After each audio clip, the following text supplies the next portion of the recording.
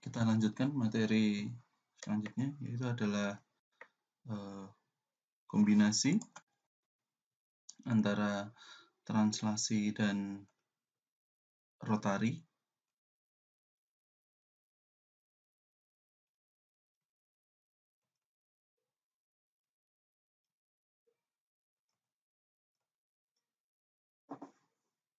Gitu ya. Jadi model mechanical ini gitu ya, kita biasanya terdiri dari beberapa jenis. Yang pertama adalah rack and pinion.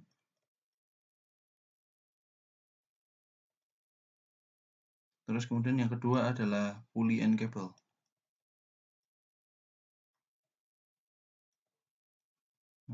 Rack and pinion biasanya kita punya semacam ball screw gitu ya.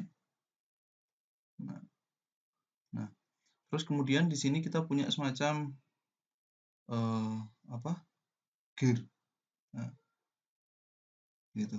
Jadi ketika nanti roda gigi di sini berputar gitu ya, maka ball screw-nya ini juga akan bergerak gitu.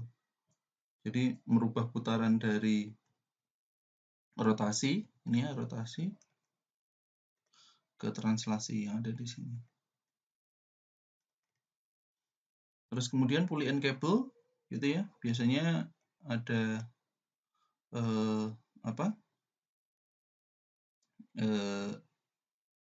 putaran yang ada di sini gitu ya, ada belt gitu, ada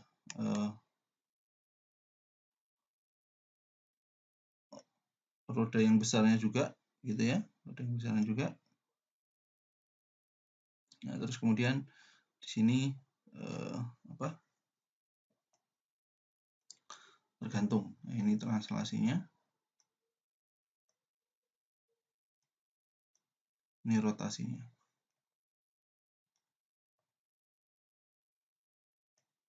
Nah, gerakan-gerakan inilah yang biasanya dimanfaatkan untuk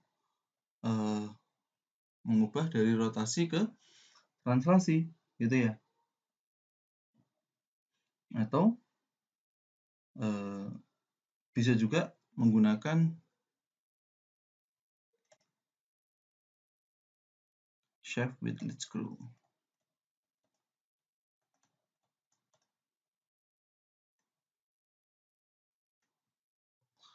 Nah, juga sama gitu ya, kita punya semacam ball screw gitu ya. Nah, di sini akan langsung digerakkan oleh motor. Itu. Nah, nanti di sini akan ada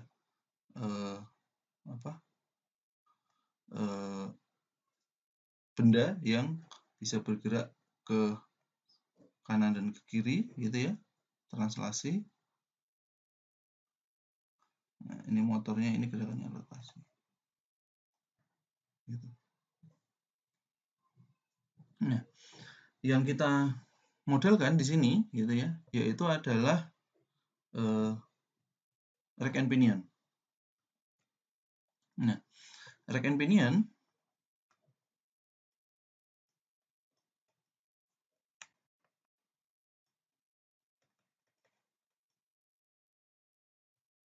di sini gambar sketnya gitu ya, gambar sketnya kita punya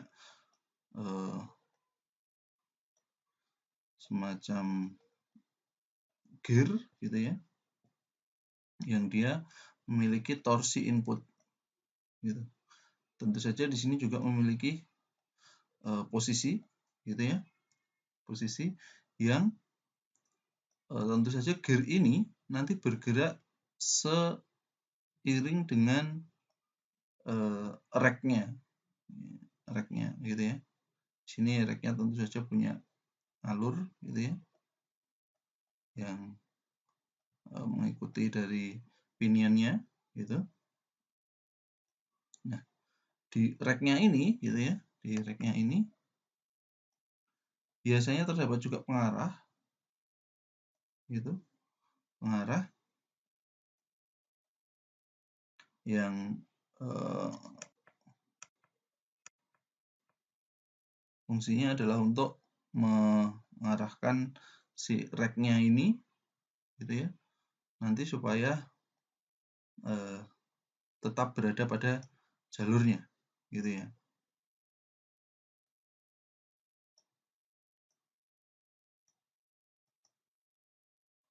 Nah, di sini gitu ya, kita akan melihat ada gerakan V juga ke arah sana, V gitu ya. Ini saya kasih keterangan menggunakan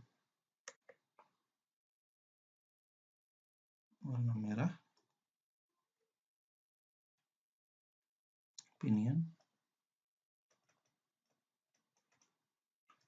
rack. Tentu saja di sini ada massa, di sini akan timbul friksi.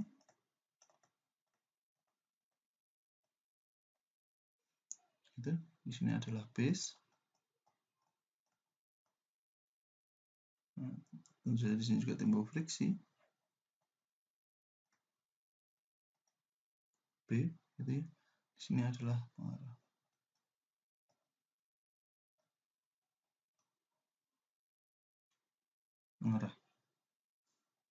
Nah, dari pinion, gitu ya. Dari pinion, maka torsi bersih yang dihasilkannya itu nilainya adalah T in dikurangi T out atau setara dengan inersia kalikan d omega putarannya ya per dt. Nah, rotasi pada pinion ini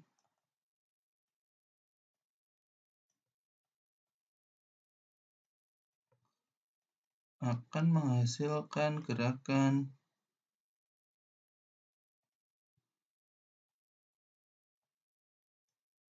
V dalam bentuk translasi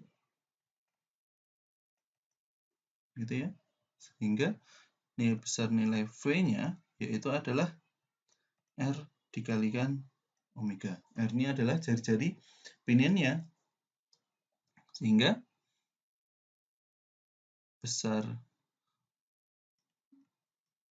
T in dikurangi T out yaitu ini adalah 1/R dV per dt. Dengan R ini adalah jari-jari pinion.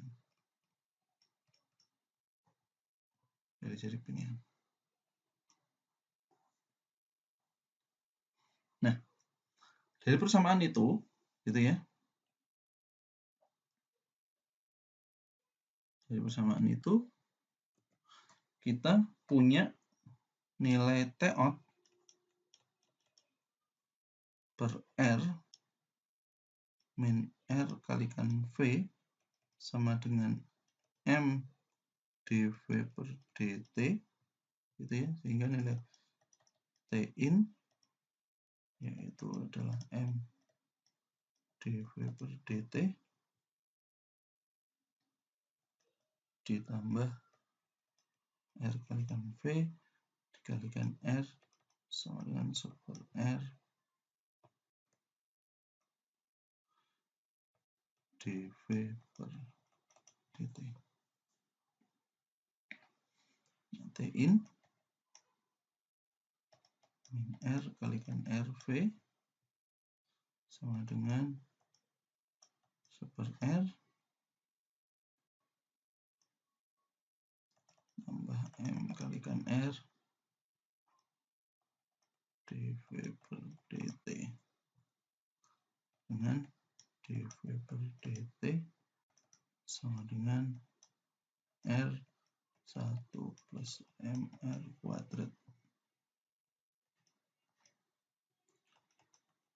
T in min R dikalikan R kalikan V, dan ini adalah dV per dt nya. Nah, tadi mungkin apa itu R? R adalah friksi resistance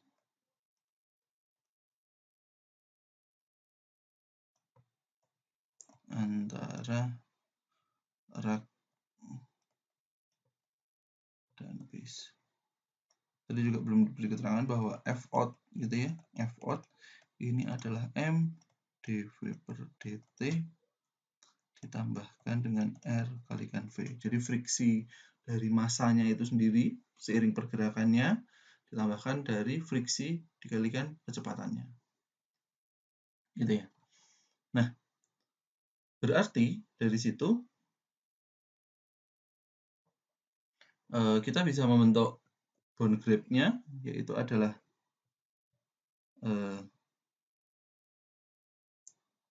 source of effort, yaitu adalah T in, T, terus kemudian ini dalam bentuk serial,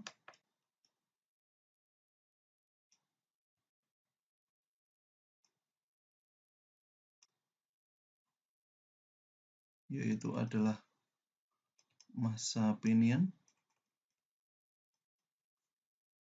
gitu kan? Kita juga punya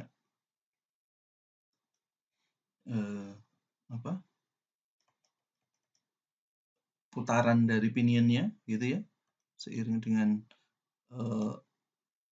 jari-jari pinionnya, gitu. Terus kemudian di sini ada serial lagi di sisi raknya, gitu ya.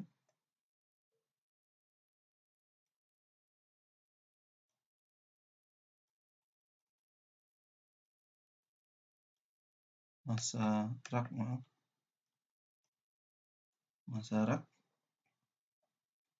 Nah, kemudian di sini kita punya juga R dari gesekan dari raknya, gitu ya. Nah, bisa juga kita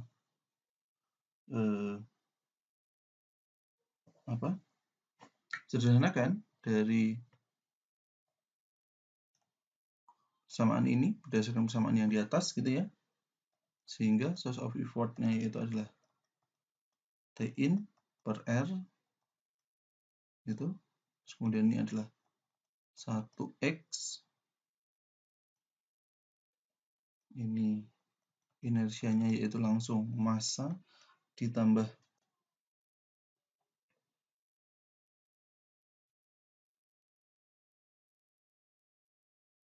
inersia pinion per R kuadrat, ya. Terus yang ada di sini adalah R dari gesekan dari raknya.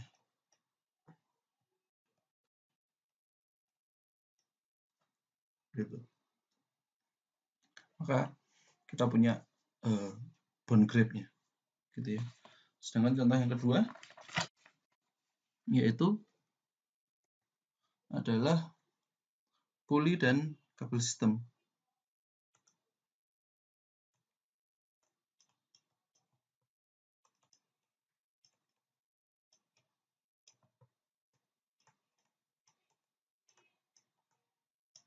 Misal kita menarik puli kita, tadi balik lagi ke elektromekanik gitu ya, menggunakan motor DC, gitu ya.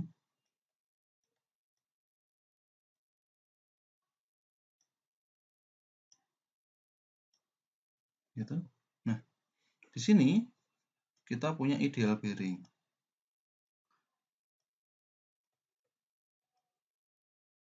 Jadi friksinya nanti bisa kita abaikan, gitu ya. Nah, di sini dia akan terhubung ke semacam puli, gitu ya.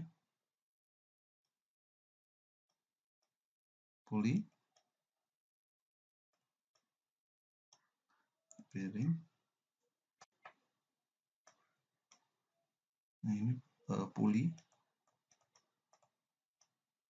Nah, pulinya nanti dia akan mengangkat sebuah semacam benda, gitu ya. Tentu saja di sini ada spring dan dampernya, gitu ya.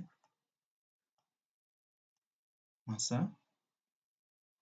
Nah, sehingga di sini ada G, terus kemudian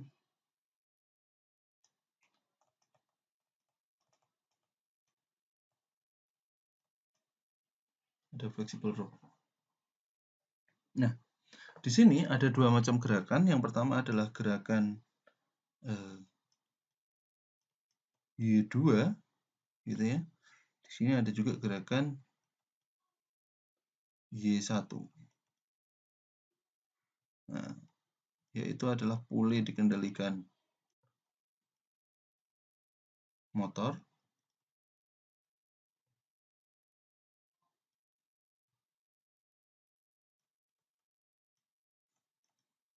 Terus puli memiliki momen inersia I, gitu ya. Terus yang ketiga, rope-nya kondisi fleksibel. Maksudnya ada beberapa rantai gitu.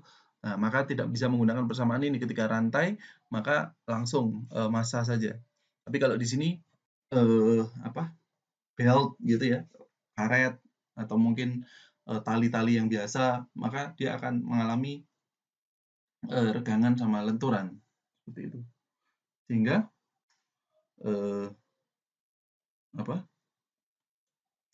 model motornya tentu saja kita buat dulu untuk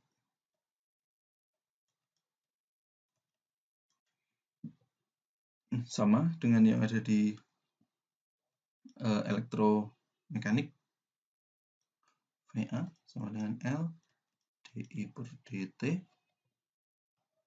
tambah EB ditambah I kalikan RA, gitu ya, persamaan 1.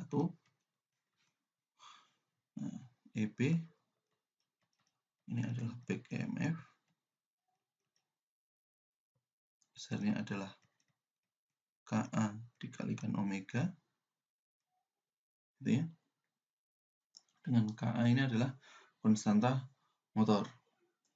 Nah, kemudian untuk sisi mechanical-nya ada persamaan pergerakan massa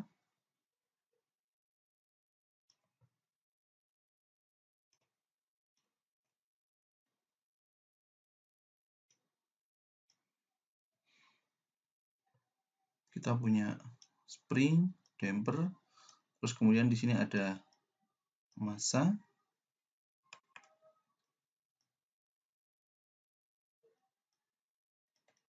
cepat-cepatan gravitasi, gitu ya.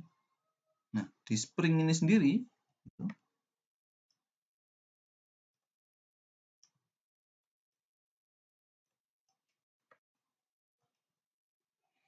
ini nilainya biasanya adalah K Y1 min Y2. Sedangkan dampernya yaitu adalah C, karena R sudah dipakai untuk jari-jari ya, C ini adalah damper, gitu ya. Besarnya yaitu adalah Y.1 min Y2, gitu.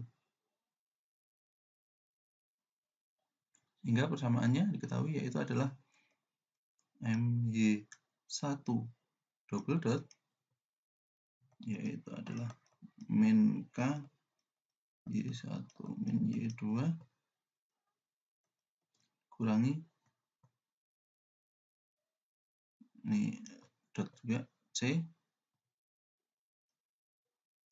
Y1 min Y2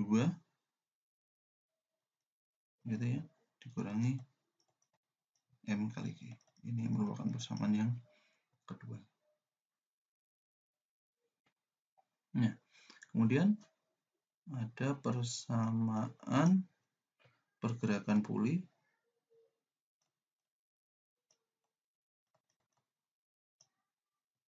gitu ya. Dari pulinya ini sendiri ada massa gitu ya, massa dari pulinya. Terus kemudian ada spring, damper gitu ya. Spring, damper. Nah, Tapi di sini ada torsi per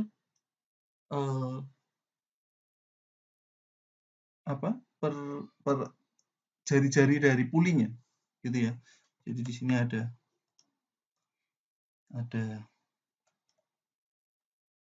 spring, damper,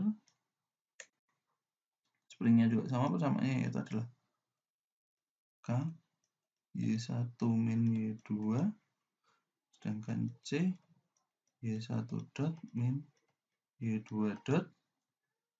Nah, dari pulinya itu ada torsi per jari-jari, sehingga persamaannya yaitu adalah T per R min K Y2. Ini Y2 min Y1 ya, karena arahnya berkebalikan dari massa gitu ya. Ini saya hapus.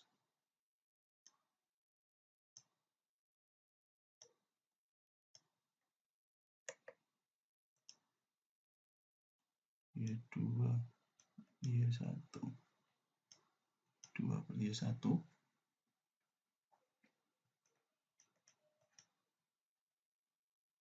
dikurangi C Y2 min Y1. Nah, ini adalah F tangensial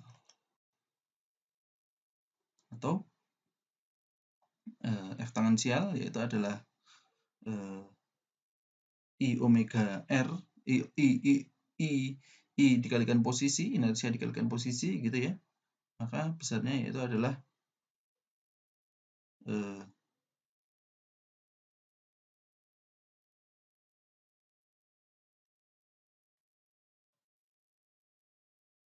T per R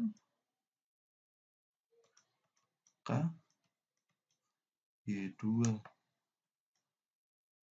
dikurangi Y1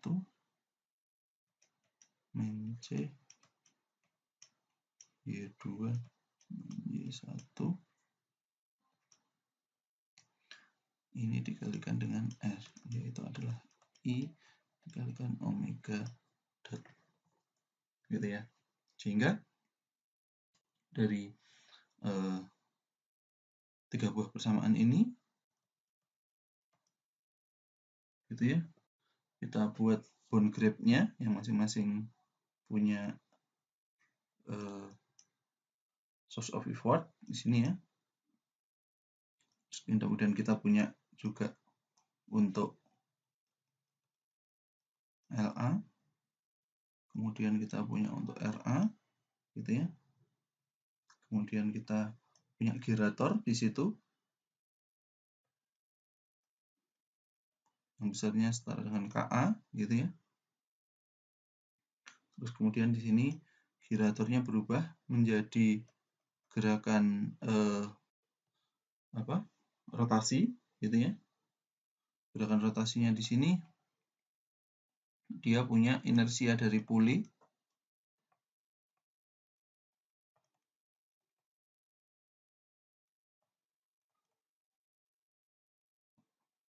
gitu ya.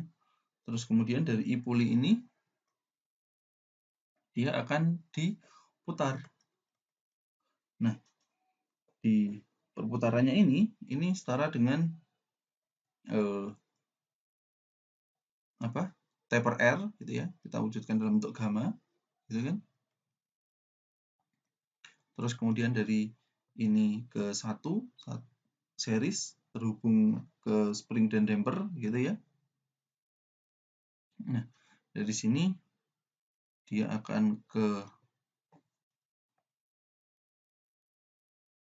0,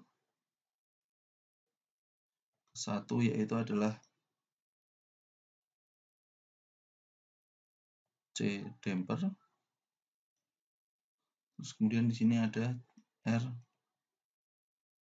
spring. Ya, nilai yang ada di sini gitu ya.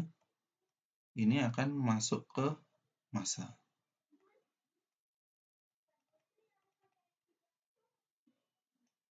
Nah, dari sini Anda bisa lihat hubungannya bahwa di sini adalah hubungan dari motor,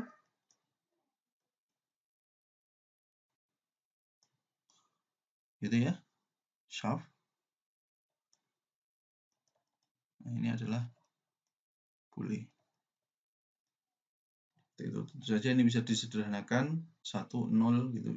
1 0 1 bisa disederhanakan, tapi kan di sini satu lagi bisa disederhanakan. Tapi secara konsep bentuknya seperti ini. Baik, terima kasih. Sekian untuk rotari dan translasi.